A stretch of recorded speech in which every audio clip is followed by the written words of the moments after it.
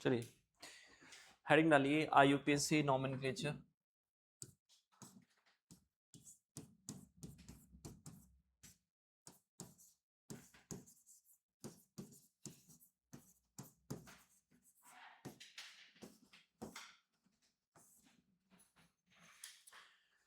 किसी भी organic compound का अगर हमें IUPAC नेम लिखना है तो उसका एक फिक्स फॉर्मूला है। अगर हम उस फिक्स फॉर्मूले को फॉलो करेंगे तो जितने भी ऑर्गेनिक के कंपाउंड्स हैं उनका IUPAC नॉमेनक्लेचर हो जाएगा। तो लिखिए फॉर्मूला, हेडिंग डालिए। फॉर्मूला क्या है? फॉर्मूले में लिखें number, name and position, number, name and position of substituent, number, name and position of substituent in alphabetical order,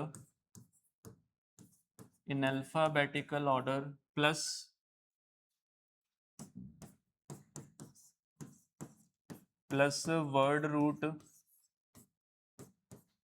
plus primary suffix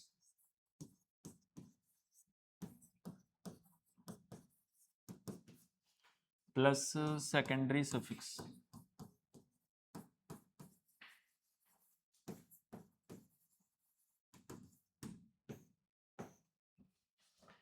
ये फॉर्मूला है। किसी का भी अगर नॉमेनक्लेचर करना है तो इस फॉर्मूले को हमें फॉलो करना पड़ेगा। सबसे पहले number, name and position of substituent आ जाएगा जो कि अल्फ़ाबेटिकल ऑर्डर में हम प्लेस करेंगे। फिर वर्ड रूट, प्राइमरी सफिक्स और सेकेंडरी सफिक्स। अब हमें वन बाय वन सभी को पढ़ना है। सभी को पढ़ के फिर सभी को कलेक्ट करके नाम लिख लेंगे, है ना। तो जो स्टार्ट करते हैं वर्ड रूट से स्टार्ट करते हैं। हेडिंग डालिए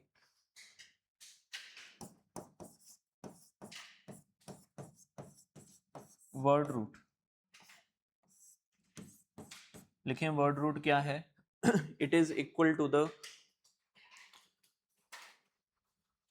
थोड़ा नॉर्मल +2 से थोड़ा थोड़ा फास्ट चलेंगे, ठीक है ना। It is equal to the number of the carbon atoms present in the parent chain. It is equal to the number of carbon atoms in the parent chain. लिख लीजिए फटाफट। अगर मान लीजिए एक कार्बन पेरेंट चेन में आ रहा है तो क्या यूज करते हैं? मेथ। लिखते रहिए साथ साथ। 2 कार्बन आगे तो क्या यूज करते हैं बेटा? एथ। 3 कार्बन आगे तो क्या यूज करेंगे? प्रॉप। 4 कार्बन आगे तो क्या यूज करेंगे? ब्यूट। 5 के लिए क्या यूज करेंगे? पेंट। 6 के लिए क्या यूज करेंगे? हेक्स। 7 के लिए बोले सभी लोग हेप्ट। 8 के लिए क्या यूज करेंगे? ऑक्ट। 9 के लिए, 10 के लिए, 11 के लिए। अगर मान लो 11 कार्बन आ गए तो क्या यूज करेंगे? अनडेक। 11 के लिए यूज करेंगे अनडेक। अगर मान लो 12 कार्बन आ गए तो क्या यूज करेंगे? डूडेक।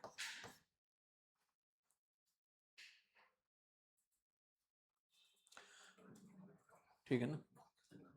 कोई भी चीज में दिक्कत हो आप पूछ लेना, है ना, रोक के। कोई शर्माना नहीं है किसी ने।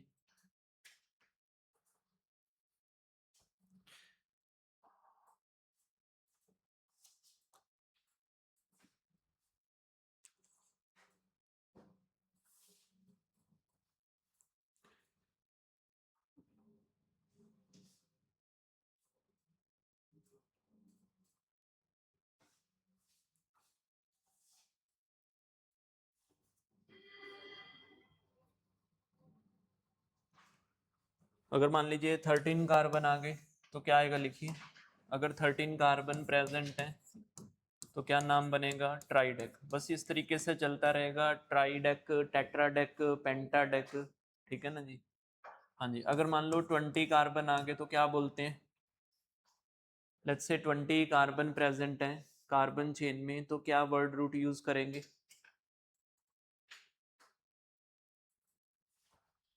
20 कार्बन के लिए आइकोस यूज करेंगे। क्या यूज करेंगे? आइकोस। अगर मान लो 30 कार्बन आ गए तो क्या यूज करेंगे? 30 कार्बन ट्राई काउंट यूज करेंगे। 40 कार्बन आ गए, अगर मान लो 40 कार्बन है तो टेट्रा काउंट यूज करेंगे।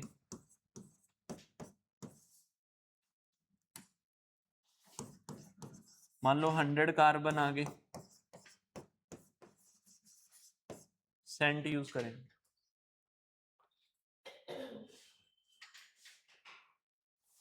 ठीक है,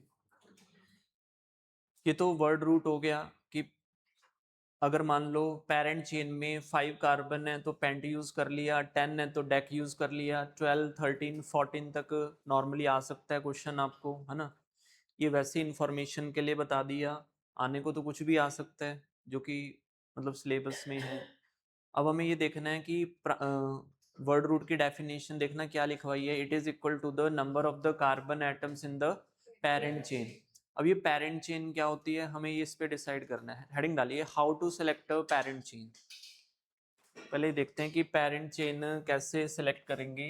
how to select a parent chain.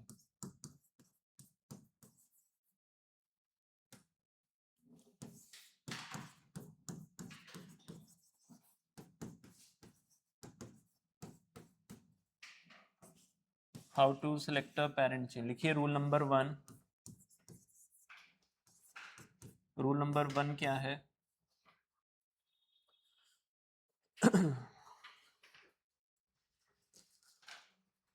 उस चेन को पेरेंट चेन कंसीडर करेंगे जिसमें maximum number of carbon atoms present होंगे। The longest chain of continuous carbon atoms, the longest chain of continuous carbon atoms, the longest chain of continuous carbon atoms known as parent chain।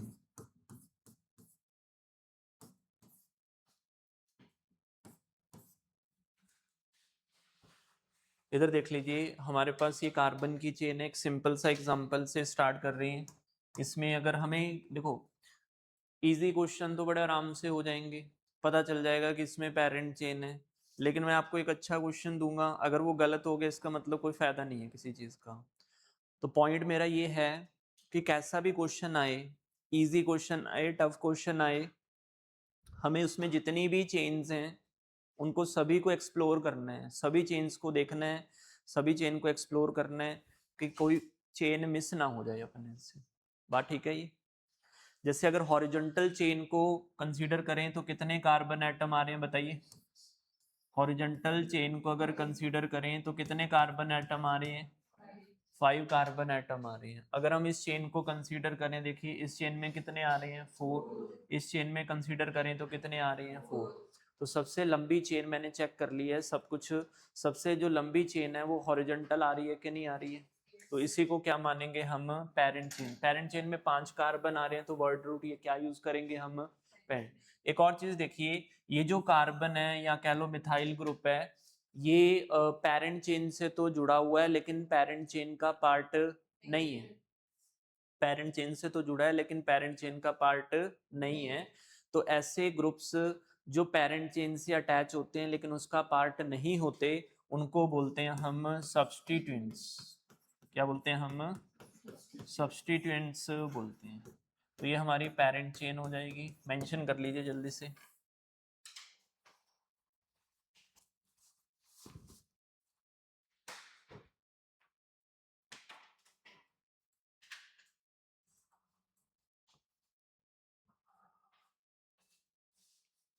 Substituent की definition लिख लीजिए। Substituent की definition लिखें। A group which is directly attached to the a group which is directly attached to the parent chain but not the part of it। A group which is directly attached to the parent chain but not the part of it। Parent chain से तो जुड़ा है लेकिन उसका part नहीं है, known as substituent। known as substituent। करिए, एक एग्जांपल करिए।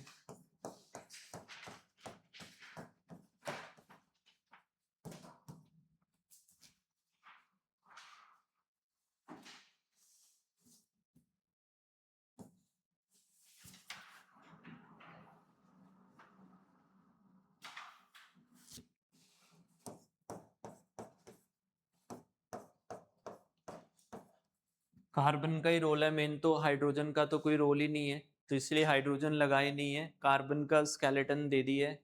ठंडे दिमाग से पेरेंट चेन को सेलेक्ट करिए, कौन सी पेरेंट चेन आएगी, गलत नहीं होना चाहिए क्वेश्चन। सबसे लंबी चेन को पेरेंट चेन कंसीडर करना है बस।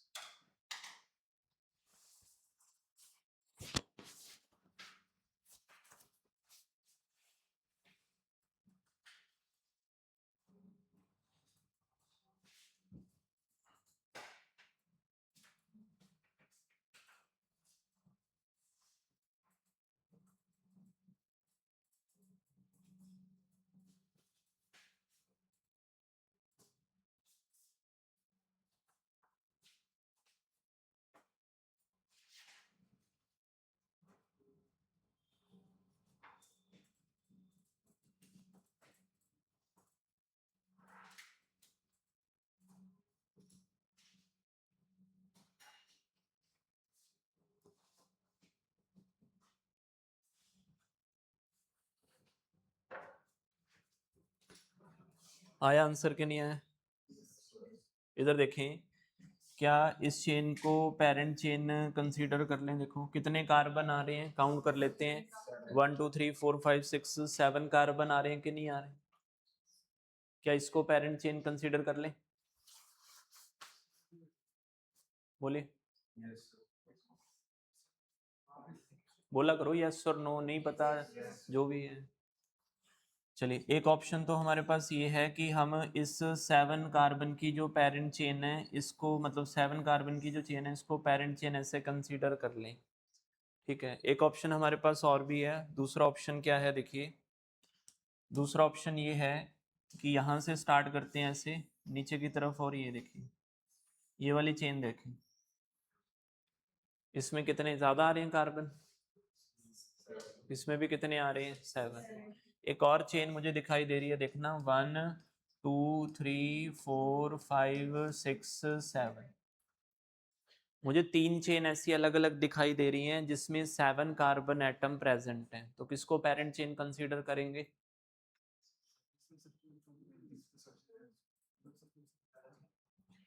अब रूल नंबर 2 पढ़ने का समय आ गया, ध्यान से सुनिए। अगर आपको कंपाउंड में 2 या 2 से ज़्यादा ऐसी चेन्स दिखाई दे रही हैं जिसमें नंबर ऑफ कार्बन एटम्स क्या आ रहे हैं बेटा, सेम, तो हम उस चेन को पेरेंट चेन मानेंगे जिसमें नंबर ऑफ सब्स्टिट्यूएंट्स क्या होंगे, ज़्यादा होंगे। लिखिए रूल नंबर 2, रूल नंबर 2 में लिखें, if two chains are competing, if two chains are competing with the same number of, if two chains are competing with the same number of carbon atoms, if two chains are competing with the same number of carbon atoms, then the chain with the maximum number of substituents, then the chain with the maximum number of substituents will be considered as a parent chain. Then the chain with the maximum number of substituents will be considered as a parent chain. तो हमने क्या करना है, जब भी question करना है, carbon number of carbon atoms कितने हैं वो तो लिख ही लेने हैं, कार्बन एटम के साथ साथ कितने सब्स्टिट्यूएंट आ रहे हैं वो भी मेंशन कर लेने हैं। इधर देखें, जैसे यहाँ से स्टार्ट करते हैं, चलिए 1 2 3 4 5 6, यहाँ पे आके रुक गए हम। 6 के बाद मैंने देखा कि अगर इस डायरेक्शन में जाते हैं तो भी एक कार्बन आ रहा है, इस डायरेक्शन में जाते हैं तो भी एक कार्बन आ रहा है। इसका मतलब अगर हम चेन यहाँ से ऐसे कंसीडर करते हैं या फिर ऐसे कंसीडर करते हैं, दोनों ही केसेस सेम आ रहे हैं कि नहीं आ रहे? तो इधर से चेन कंसीडर कर लो या ऊपर से, वो आपकी इच्छा है, इधर से चेन कंसीडर कर लेते हैं। This is the final answer. ठीक है, और यहाँ पे लिख लीजिए 7 कार्बन आ रहे हैं और हमारे पास 3 क्या आ रहे हैं, सब्स्टिट्यूएंट आ रहे हैं। अगर हम ये वाली चेन कंसीडर करते हैं ना, आप देख लो इसमें सब्स्टिट्यूएंट 2 ही आ रहे हैं। अगर ये वाली चेन कंसीडर करें तो ओनली 2 सब्स्टिट्यूएंट्स आर प्रेजेंट, एक तो ये सब्स्टिट्यूएंट हो गया 1 और एक हो गया 2, ओनली 2 सब्स्टिट्यूएंट्स आर प्रेजेंट।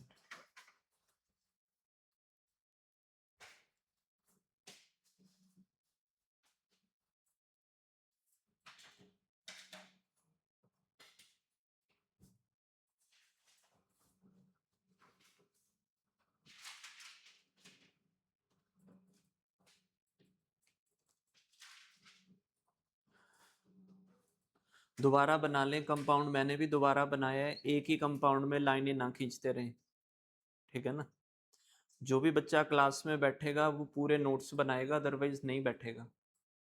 और जो भी क्लास में चीज़ें चल रही हैं वो सारी चीज़ें फॉलो होनी चाहिए।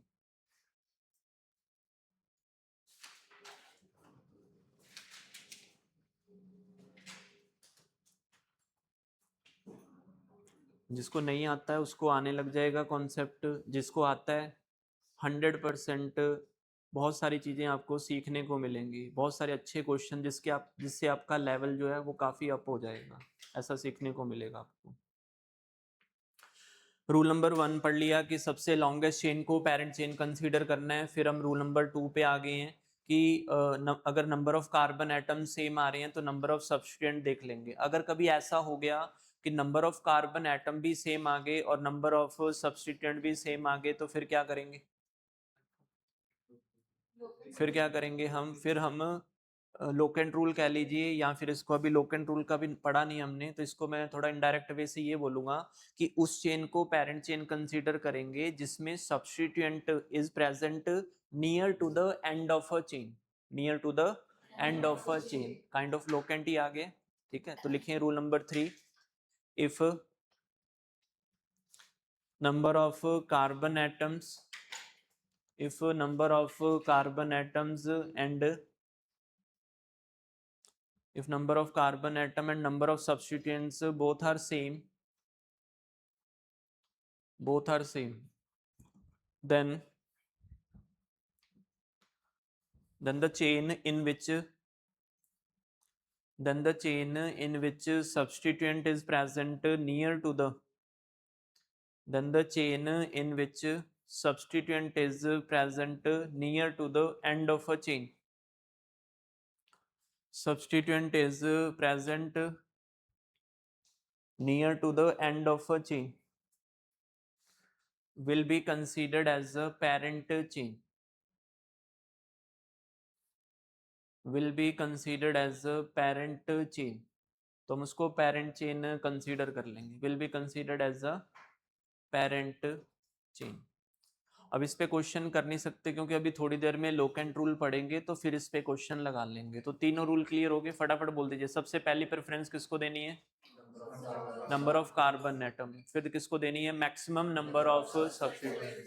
फिर किसको देनी है? लोकेंट को देनी है। जिसमें near to the end of chain आ रहा है उसको क्या मानेंगे हम? Parent chain.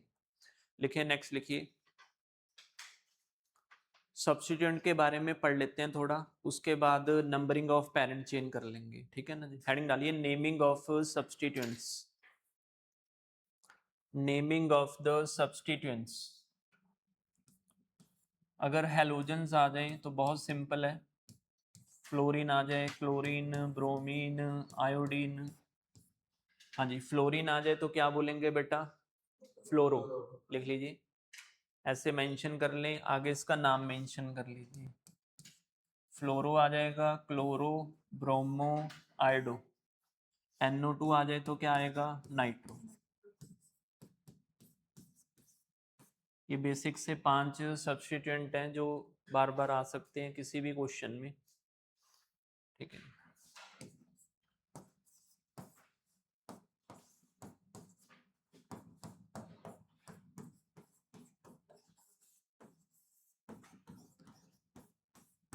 इधर देखें ध्यान से। फिर एक सब्स्टिट्यूएंट आता है OR group. OR group always, वैसे तो ROR को ईथर बोलते हैं, लेकिन ईथर की प्योरिटी इतनी कम होती है कि it is always treated as a substituent. इसको हमेशा सब्स्टिट्यूएंट की तरह ट्रीट करते हैं। कभी भी OR ग्रुप आ गया तो उसको एल्कोक्सी बोलेंगे हम। R की जगह कोई भी अल्काइल ग्रुप हो सकता है, जैसे OCH3 आ गया तो क्या बोलेंगे इसको बेटा? मिथॉक्सी। अगर मान लो OC2H5 आ गया तो क्या बोलेंगे? इथॉक्सी। ऐसे चलता रहेगा, methoxy, ethoxy, propoxy, butoxy, like this. लिख लीजिए।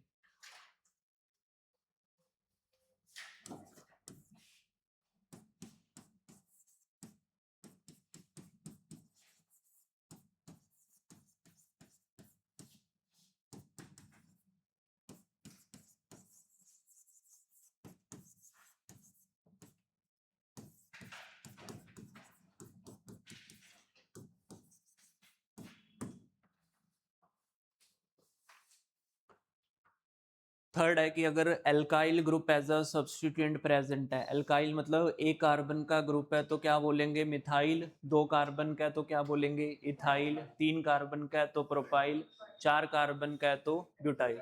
मिथाइल मतलब जैसे CH3 हो गया मिथाइल हो गया, C2H5 इथाइल हो गया, C3H7 C4H9, इसको बोल देंगे मिथाइल। मिथाइल को एब्रीविएशन क्या है बेटा ME। इथाइल का एब्रीविएशन क्या है ET से रिप्रेजेंट करते हैं इथाइल को।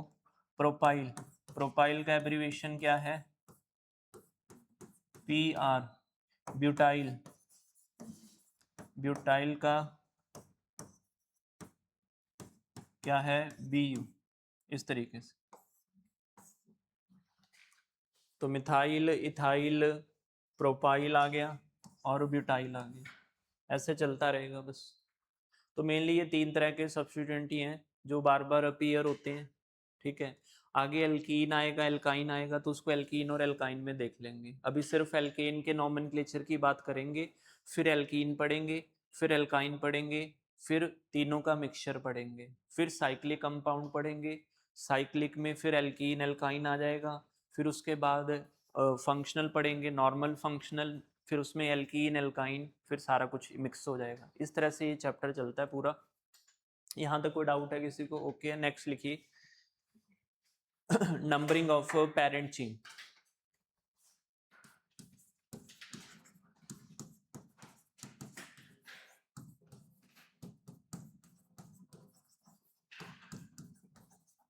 पेरेंट चेन है, पेरेंट चेन की हमें नंबरिंग करनी है, तो नंबरिंग कैसे करेंगे ये हमें देखना है।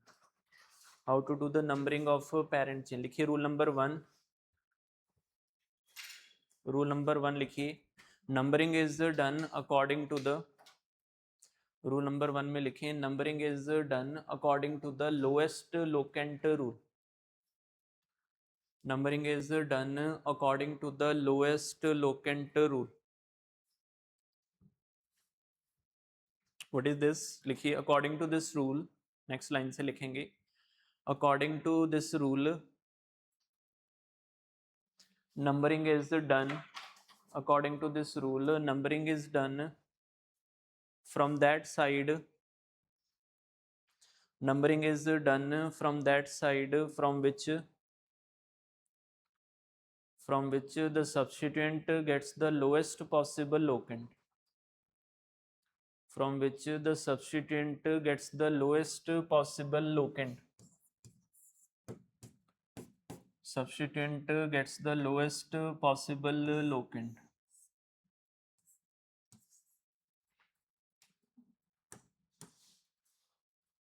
नंबरिंग हम उस साइड से करेंगे जिस साइड से लोएस्ट लोकेंट मिले। एक बार मुंडी इधर कर लीजिए, बहुत बेसिक सा क्वेश्चन लिया है। हमारे पास 4 कार्बन की एक पेरेंट चेन है, उसमें हमने एक क्लोरीन लगा दिया, क्लोरीन यहाँ पे सब्स्टिट्यूएंट है। अगर आप मेरी बात माने, क्योंकि हम मेरा एम क्या है, मेरा एम ये है कि एक अच्छा क्वेश्चन दूंगा मैं आपको, वो आपका सही होना चाहिए। अगर आपका एम ये है कि भाई ऐसे छोटे मोटे क्वेश्चन कर लूँ बस ठीक है, वो तो आपको आते ही है, समझे मेरी बात। तो पॉइंट मेरा ये है, जब भी आप नंबरिंग करें हमेशा दोनों तरफ से जरूर चेक करें। जब यहाँ पे इतनी प्रैक्टिस करोगे, घर पे जाके सॉल्विंग करेंगे हम, 500-700 क्वेश्चन कर लिया जब नॉमेनक्लेचर पे, फिर हमारे अंदर परफेक्शन आएगी, फिर वहां पे हम ये रिस्क ले सकते हैं। अभी से रिस्क लेंगे तो मेरी कोई श्योरिटी नहीं है कि मेरा क्वेश्चन वहां पे नॉमेनक्लेचर का ठीक होगा, ठीक है। दोनों तरफ से नंबरिंग करिए 1 2 3 4 1 2 3 4। अगर हम लेफ्ट हैंड साइड से नंबरिंग कर रहे हैं तो लोकेंट कितना आ रहा है बेटा 2। अगर राइट हैंड साइड से नंबरिंग करेंगे तो लोकेंट कितना आ रहा है 3। पहला लोकेंट कंपेयर करिए तो कहाँ से आंसर आ जाएगा, लेफ्ट हैंड साइड से। तो लेफ्ट हैंड साइड से हम नंबरिंग कर देंगे। छाप लीजिए इसको, नेक्स्ट वाला क्वेश्चन करके बताइए आप।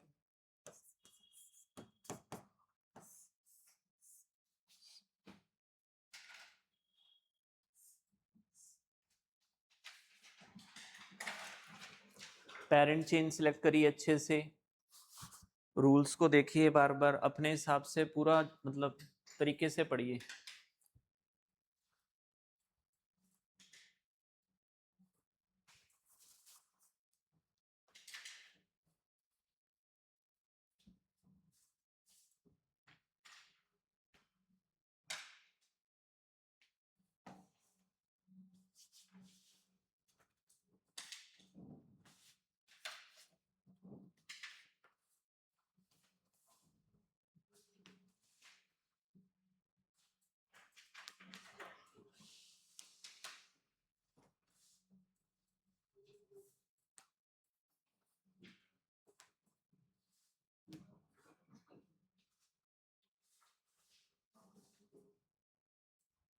ठीक है जी। पेरेंट चेन किसको मान लिया आपने? हाँ जी, हॉरिजॉन्टल को मान लें, बोलो। ये जो हॉरिजॉन्टल है इसको मैंने क्या मान लिया है? पेरेंट चेन मान ली। आप इसको ऐसे भी मान सकते हैं, इसको भी पेरेंट चेन मान सकते हैं। जब सारे ऑप्शन सेम है तो क्यों पंगे लेने हैं? हॉरिजॉन्टल को पेरेंट चेन मान लेते हैं। लेफ्ट से नंबरिंग कर देते हैं 1 2 3 4, इधर से 1 2 3 4। लेफ्ट हैंड साइड से अगर नंबरिंग करेंगे, लोकेंट बोलिए जल्दी से, आवाज निकालो यार थोड़ी सी ऐसे। 2 कामा, अकेला 2 ही आएगा या 2 कामा 2 आएगा? हाँ, जितने भी सब्स्टिट्यूएंट हैं, चाहे वो सब्स्टिट्यूएंट सेम है चाहे वो डिफरेंट है, हमें सभी का लोकेंट मेंशन करना है। राइट हैंड साइड से करें तो कितना आ जाएगा बोलिए? 3,3। तो नंबरिंग जो है वो कहाँ से हो जाएगी? लेफ्ट हैंड साइड से। नेक्स्ट क्वेश्चन करिए एक।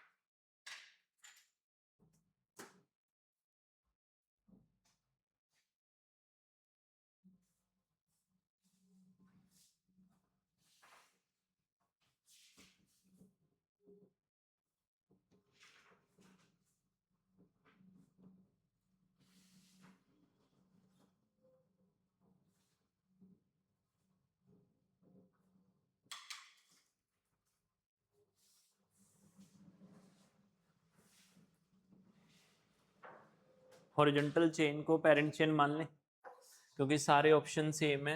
हॉरिजॉन्टल चेन को पेरेंट चेन मानने हैं। नंबरिंग लेफ्ट से करें कि राइट से करें? हाँ जी, लेफ्ट से। इधर देखिए 1 2 3 4 आ गया। लेफ्ट हैंड साइड से लोकेंट लिख रहे हैं। जब लेफ्ट हैंड साइड से लोकेंट लिखेंगे, ऊपर भी सब्स्टिट्यूएंट है नीचे भी सब्स्टिट्यूएंट है, तो 2 कामा 2, 3 पे भी सब्स्टिट्यूएंट आ गया 3। राइट हैंड साइड से लिखेंगे तो कितना आएगा? 2, फिर क्या आएगा? 3 कामा 3, ये आ जाएगा। आपने क्या करना है बेटा? पहला लोकेंट कंपेयर करना है। अगर पहला लोकेंट सेम आ गया कोई बात नहीं, नेक्स्ट वाला लोकेंट कंपेयर कर लीजिए। नेक्स्ट वाला भी सेम आ गया, उससे नेक्स्ट वाला लोकेंट कंपेयर कर लें। जहां पे डिसाइड हो गया किसी एक का अगर लोकेंट कम आ गया, तो आपने उससे नेक्स्ट वाला लोकेंट कंपेयर नहीं करना। चाहे नेक्स्ट वाला लोकेंट सेम आ जाए, चाहे उससे नेक्स्ट वाला लोकेंट ज्यादा आ जाए कम आ जाए, डजेंट मैटर। जहां पे आपका आंसर आ गया वहीं पे रुक जाना है अपने को। ठीक है, तो यहाँ पे देखिए, ये देखिए यहाँ पे 2 आ रहा है और ये कितना आ रहा है? 3। अगर नेक्स्ट वाला देखें तो दोनों कैसे आ रहे हैं? सेम आ रहे हैं, तो उसको देखना ही नहीं है।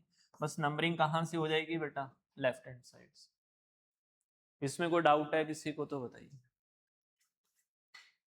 ठीक है जी, रूल नंबर 2 लिखिए।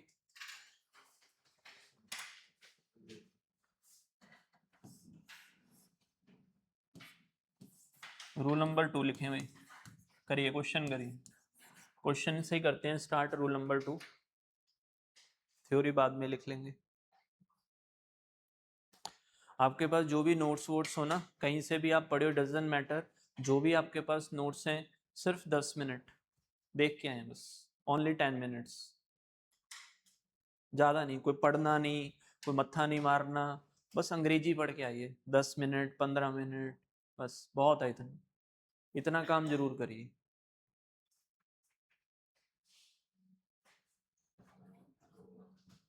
दोनों तरफ से लोक एंड रूल लगाइए, जल्दी करें।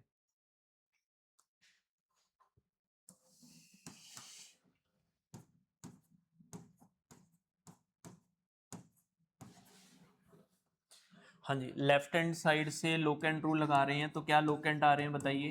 2 कामा 3 आ रहा है। राइट हैंड साइड से लोक एंड रूल लगा रहे हैं तो फिर भी क्या आ रहा है? 2 कामा 3। दोनों तरफ से लोक एंड क्या आ रही है? सेम आ रही है। लोक एंड सेम आने का मतलब क्या हो गया? लोक एंड रूल फेल हो गया, मतलब इससे आंसर नहीं आ रहा है। इससे आंसर नहीं आ रहा है तो फिर कैसे करें? अल्फाबेटिकल ऑर्डर लिखिए। रूल नंबर 2 में स्टेटमेंट लिखिए क्या है? If locant rule fails, if locant rule fails, then if locant rule fails, then numbering is done according to the alphabetical order. If locant rule fails, then numbering is done according to the alphabetical order. The substituent which is coming alphabetically first, the substituent which is coming alphabetically first will get the lowest possible locant. The substituent which is coming alphabetically first will get the lowest possible locant. जो alphabetically पहले आ रहा है उसको हम पहली priority देंगे, उसको lowest locant देंगे। अब इस क्वेश्चन में ध्यान से देखिए, हमारे पास दो सब्स्टिट्यूएंट आ रहे हैं, एक क्लोरो आ रहा है, एक क्या आ रहा है, ब्रोमो। ABCD करिए, कौन अल्फाबेटिकली पहले आ रहा है, ब्रोमो। इसका मतलब नंबरिंग जो है वो कहाँ से होगी बेटा? हाँ जी, नंबरिंग जो है वो राइट हैंड साइड से होगी, तो राइट हैंड साइड से नंबरिंग हो जाएगी, RHS। ये बात क्लियर है सभी को? एक क्वेश्चन और कर दीजिए ऐसे ही।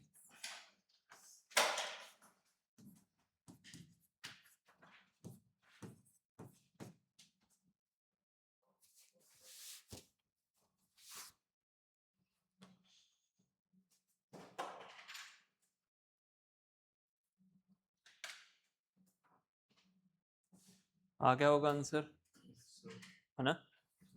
इधर देखें, लोकेंट रूल फेल हो रहा है कि नहीं हो रहा है? तो नंबरिंग कहाँ से करेंगे? बोलो यार, राइट से करें कि लेफ्ट से करें? हाँ, वेलकम टू द सक्षम क्लासेस। इधर आ जाओ, गलत हो गया आपका क्वेश्चन, दोबारा करिए। अरे करो करो, नींद में नहीं करना बेटा। जब भी आपको लगे कि ये मेरा चैप्टर बहुत तगड़ा हो गया, मेरे पास आ जाना 10 मिनट बस। लिटरली बता रहा हूँ, मजाक नहीं कर रहा हूँ, रेलेवेंट ही बताऊंगा, इररेलेवेंट नहीं बताऊंगा।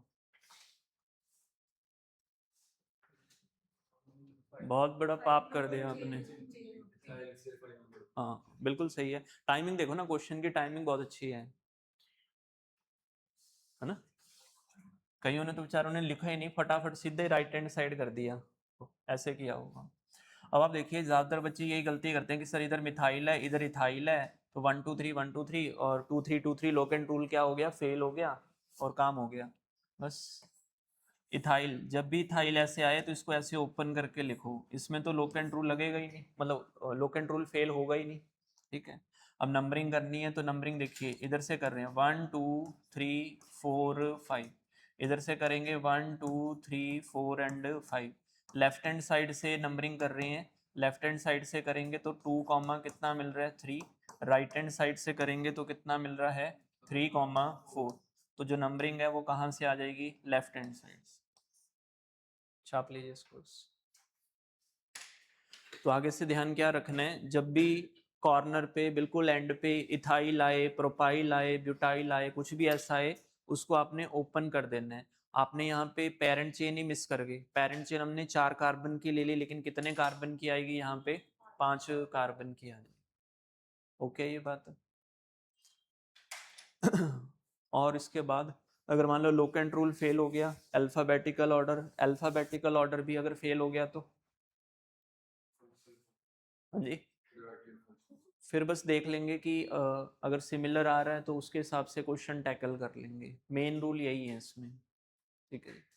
तो हमने बिल्कुल स्टार्टिंग में एक फॉर्मूला पढ़ा था। फॉर्मूला क्या है, ये रहा फॉर्मूला है, number name and position of substituent. हमने सब्स्टिट्यूएंट का नाम लिखना सीख लिया, अल्फाबेटिकल ऑर्डर में देख लिया है, ठीक है? वर्ड रूट हमने पढ़ लिया, ठीक है? प्राइमरी सफिक्स तो नॉर्मली है, अगर एल्केन है तो इन लगा देंगे, एल्कीन है तो इन, एल्काइन है तो आइन लगा देंगे। प्राइमरी सफिक्स कुछ नहीं है। सेकेंडरी सफिक्स आगे फंक्शनल ग्रुप के लिए यूज होता है, इसको पढ़ना नहीं है। पोजीशन मतलब नंबरिंग कर ली है, नेमिंग कर ली है ना? हेडिंग डालिए general rules.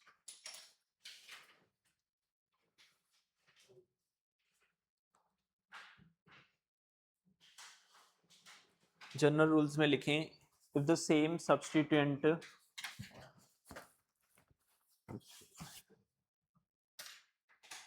if the same substituent appears 2 or more than 2 times, if the same substituent appears 2 or more than 2 times, 2 or more than 2 times, then prefix like di, tri, tetra, then prefix like di, tri, tetra are used. मान लीजिए chlorine 2 बार आ रहा है तो क्या use करेंगे बेटा, die chloro. Methyl 2 बार use आ रहा है तो क्या आएगा, डाई मिथाइल। 3 बार आ रहा है ट्राई मिथाइल, 4 बार आ रहा है तो टेट्रा मिथाइल। लिखिए नेक्स्ट लिखिए। During alphabetical comparison, during alphabetical comparison, during alphabetical comparison, di, tri, tetra are not considered. Di, tri, tetra are not considered until or unless, are not considered until or unless they are already present in the, until or unless they are already present in the name of the substituent, until or unless they are already present in the name of the substituent.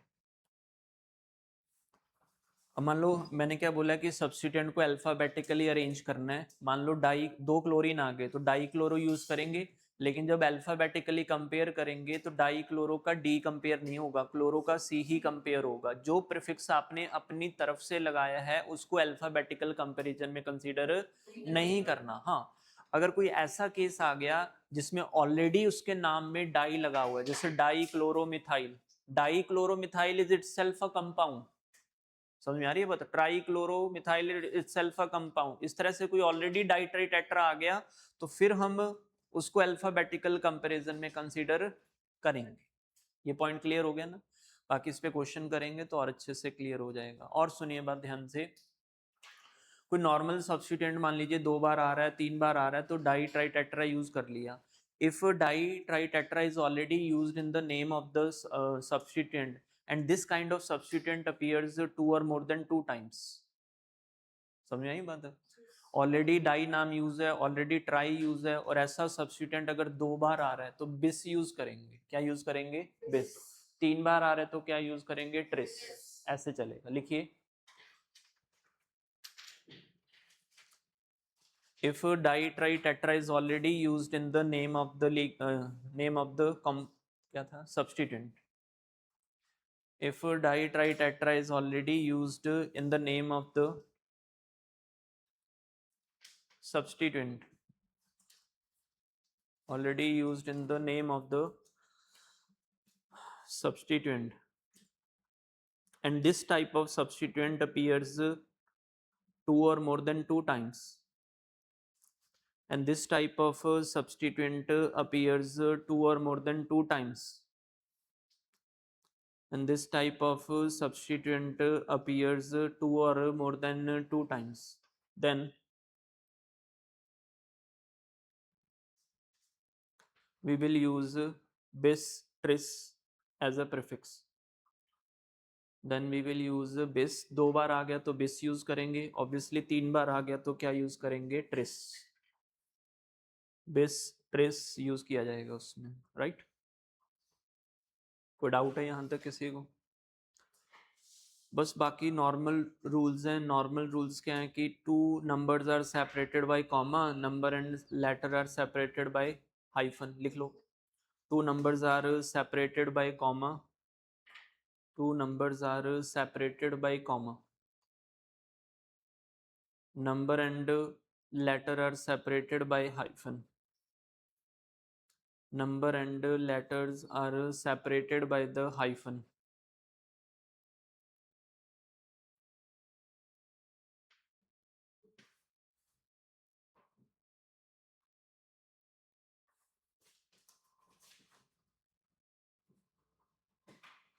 ठीक है मेरे हिसाब से okay, सारे rules पढ़ लिए है ना? क्वेश्चन लिखिए, write down the IUPAC nomenclature of the following।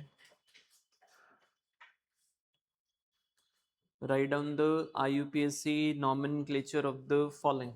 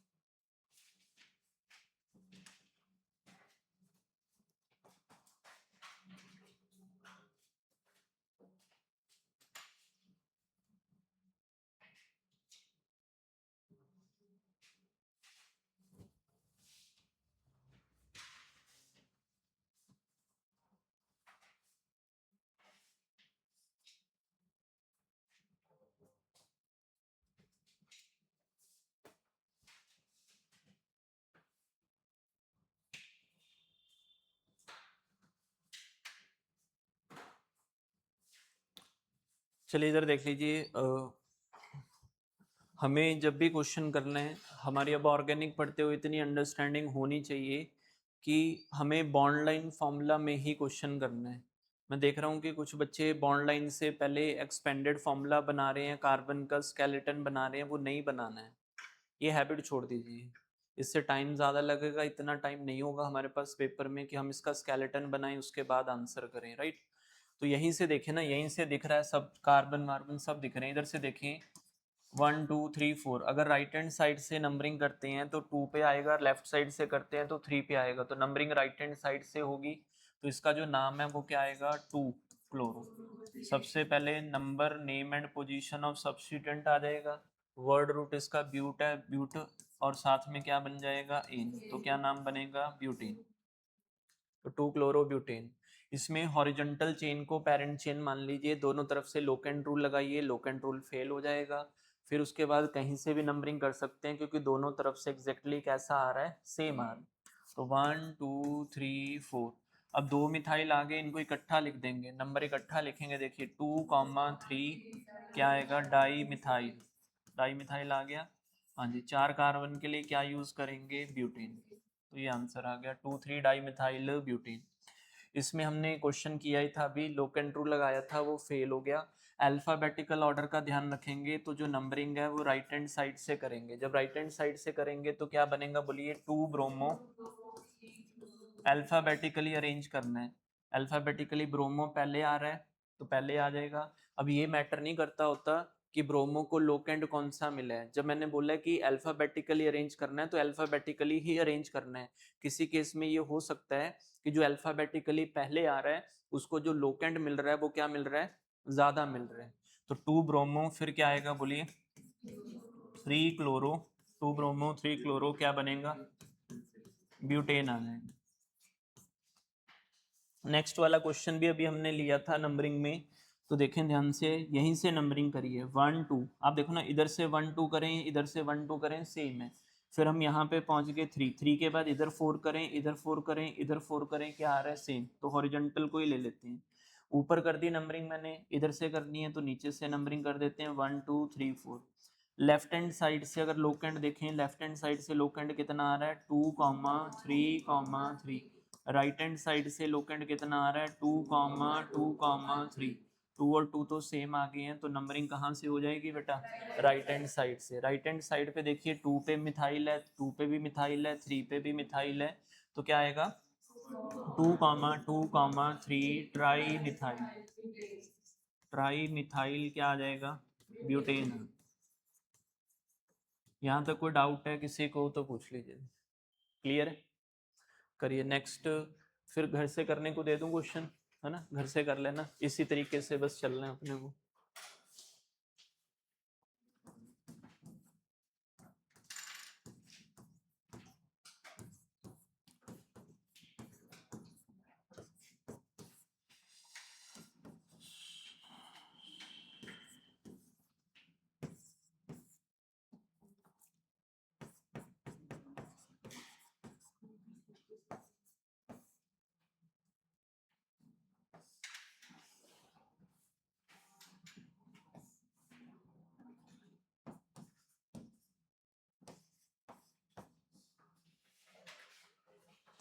Question note कर लीजिए, बस इस पे प्रैक्टिस कर लेना, फिर थोड़ा अच्छे लेवल के क्वेश्चन कल करेंगे, ठीक है ना।